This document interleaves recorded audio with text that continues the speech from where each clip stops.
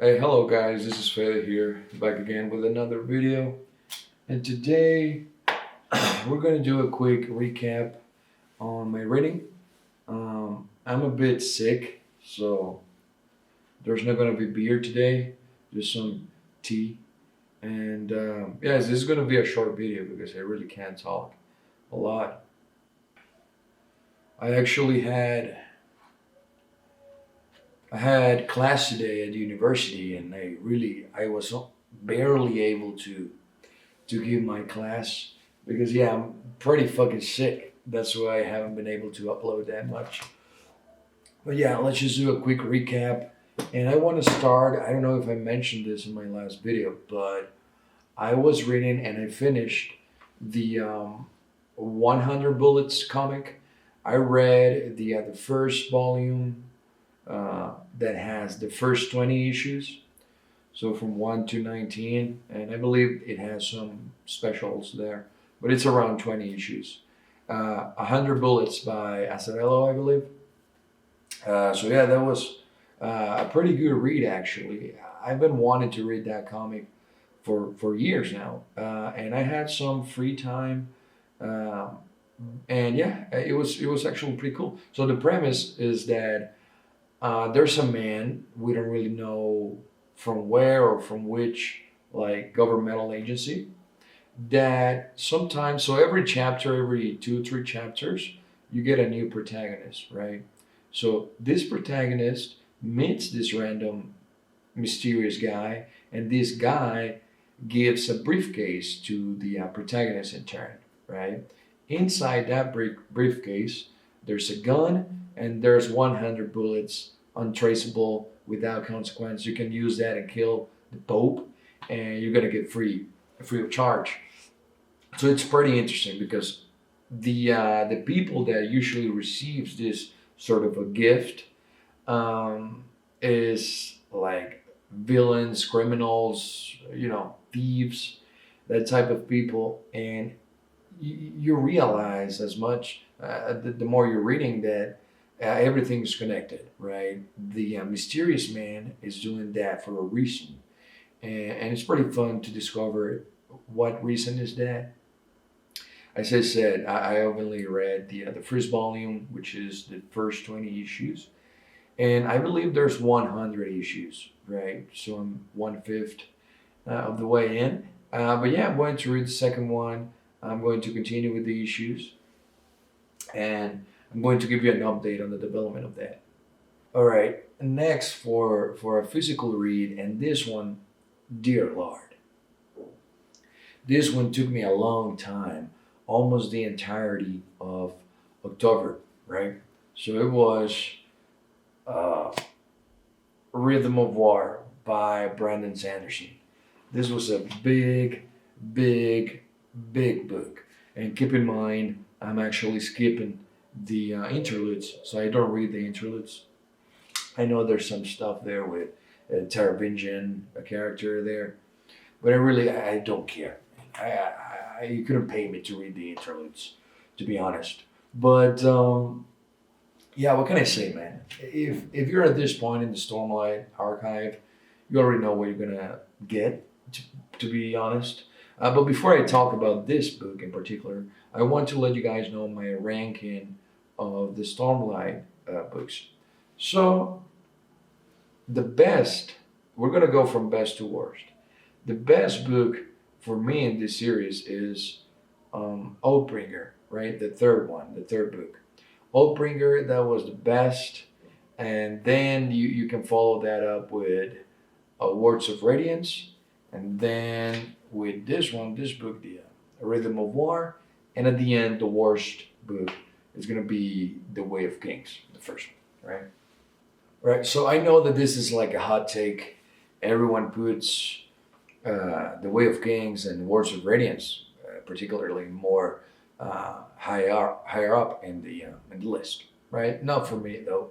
For me, Oathbringer, that was the best due to the flashbacks of Dalinar, and here this is the worst flashback book ever. So we follow Vanley, one of the okay, I'm not going to spoil the race, but it's not from the main cast of the previous books, right? So this book, I mean, what can I say? Everything I say about this is going to be a spoiler. So just keep in mind that you get the same thing, the same. So if you didn't like certain characters at the beginning of the story in The Way of Kings, you're still not going to like them here. 4 books later, 3 books later. For example, Shallan. If you have read the first book, Shallan actually gets wars in Rhythm of War. This fourth one, because Brandon Sanderson gives her a sort of mental disease diagnosis, multiple personality disorder, which is fine, right? But I mean, she has like 2, 3 extra personalities inside her head, and every chapter it gets pretty repetitive about the personalities just talking to each other, and uh, one personality has fear of something while the other one is fearless, and it's just so fucking stupid. I mean, to read it, I'm not saying anything about the actual disease or anything like that, but to read it, it's just fucking boring. It is boring. But I'm glad that Shallan, after the second half, we don't really see her much, and yeah, that saved the book for me. The stuff with Kaladin here, we follow his journey of depression and anguish and fucking suicidal thoughts. I mean, Kaladin has grown on me. I gotta admit. I gotta admit. At the beginning, it was just whatever. But by now, I mean, Sanderson really developed this character, to be honest, and his way into depression and how that affects our own perception of ourselves, right? So that's pretty cool. I know that Wind and Truth, the last one of this series, is coming out in December. I'm not going to read it in December. I don't know when I'm going to read that. I need a break, a long break from these books. Every time I read one of these, it's like I just got done with a fucking, I don't know, encyclopedia or whatever. But yeah, this book actually I read it due to the dynamic that we have here in the channel, that I need to read the series that comes out in one of these papers, right? So I read a book from a series and then a standalone book from whatever. And this one came out last time, and that's how I finished. I got up to date with the Stormlight. And before we continue with the recap, I want to, well, just before we do that, I wanted to let you guys know that, oh yeah, I didn't finish that. That was a DNF for me. It was Four Wing. Believe it or not, I was reading it. I got like 30%, 35% into it. And then, I had to stop because I was planning a video I actually had the title, Dude Bro Reads Four Wing or whatever, right? Or Pedantic Man Reads Four Wing or something like that. But I just couldn't do it, man. I mean, I was reading it and I was laughing out loud. Um, I was laughing at the story. I was laughing at the fucking characters, at the scenes. Everything's so fucking dumb and hilarious. I can't believe that was one of the best sellers of the fucking decade. And yeah, but I mean, I DNF the book, but it was pretty fun while I read it. But I got to a point where I was like, man, what are you doing? Drop this shit and, read something else. And after I dropped that book, I reread, actually, I needed a palate cleanser. So I reread a B for Vendetta, right, by Alan Moore. I read the 30th anniversary edition, so yeah, it really doesn't add anything new to the story. There's no, I mean, it's just a story and a few essays. That's it. But yeah, I mean, V for Vendetta, it's pretty fucking great. I still, I've watched the movie, right, produced by the Wachowski brothers, and I really like the movie. I gotta say, I know Alan Moore disliked the movie. He asked for his name to be removed and whatever. But now that I'm rereading the book, I mean, it wasn't that bad of an adaptation. I mean, I understand that Alan Moore is a hater just by nature, and I respect that. But yeah, I really like the movie as well. I think Hugo Weaving did a great job with that. And the main message of the book of anarchy of the people is very well translated to the screen. But before that, it's a great story. I don't have anything else to say about it. Now, before we pull out another series to read, and I'm hoping every time I pull out a paper, you guys already know, I'm hoping I don't get the Wheel of Time because I haven't read any of those books, and that's 15 books. So I'm gonna kill myself with that if I get that paper. Now, just real quick, what I'm currently reading is Catch 22 by Joseph Heller. Now, this book, man, this book is I'm like 30% in, almost 50, and this book is a classic. Right? And whenever I talk about a classic, I want you guys to understand that I appreciate the book for what it is. It's a classic. I mean, it's not a classic just because, right? It has something. So I might not like this book, but you know, if you know that you have similar taste to me, you're not gonna like it that much. If you hate what I like, then you're probably gonna love it. But yeah, this book, man. When I started reading this book, it was the best experience ever. I was laughing. I was actually laughing out loud. It's pretty funny. Um, you know, Catch 22. This is the origin of the term Catch 22, right? Of this paradox, these paradoxical situations that we face every day, and it was pretty funny until it wasn't. What do I mean by this? So the first part of the book, it tells you the joke of Catch 22, right? So the main Catch 22 in this story, there's several, but the main one is that there's a Catch 22 in the army in the Second World War, right? The protagonist knows that if someone is crazy, they can get out of the military forces, right? But they have to make a form, a bureaucratic form, right? So by definition, if you make a bureaucratic form requesting your leave due to you being crazy, that automatically qualifies you to keep working in the army because by definition you're not crazy. If you're able to do the bureaucratic process, you're not completely crazy. So in that case, you are not able to get out of the army.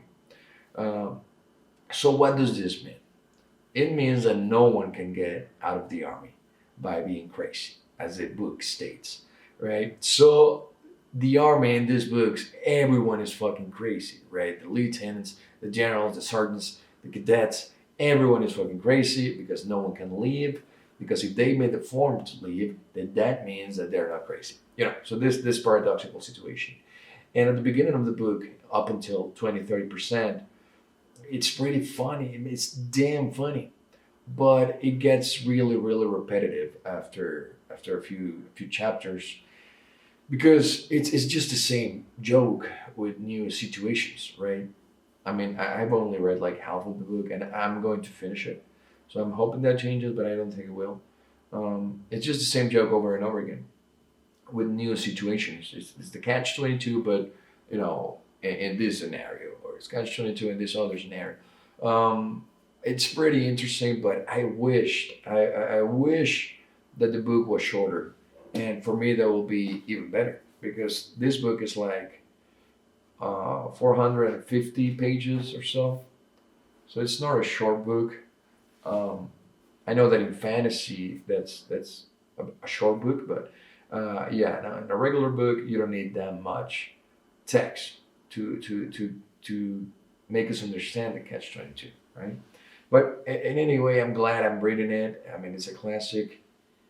and I can check that off my list. So now let's go ahead and pull out a paper from my cup just to see what series I'm going to start after finishing Catch 22. All right, so here's the cup, right? I made some new papers because the other papers that I had were too small, and I was struggling to open them. And also I made another like container with these are pure standalones or classics or history books or whatever. That this one I pull up a paper every time I finish a book from a series, right? So let's go ahead and see. Whoop, yeah, paper fell out. So let's go ahead and see what do I have to read next. God damn it! All right, here's the paper. Here's the paper. Okay. You see it? Do you see it? Do you see it? Lonesome Dove. The Lonesome Dove series. I know that it's like a trilogy, right? I should have it here. Just give me a second. It was right here. Okay, so we're gonna read Lonesome Dove after I reach Catch 22. So I believe this is a trilogy um, based on real events. I really don't know a lot about Lonesome Dove, but I know that Matt from Matt Book Reviews really loved this one, and this is a western, so I think I'm going to like it. I mean, this is my terrain, you know. This is my environment. I'm a cowboy at heart. So yeah, I'm pretty stoked to read this one. I'm going to read this one after Catch 22. All right, so that will be it, guys. I'm going to record another video right now. So see you in the next one.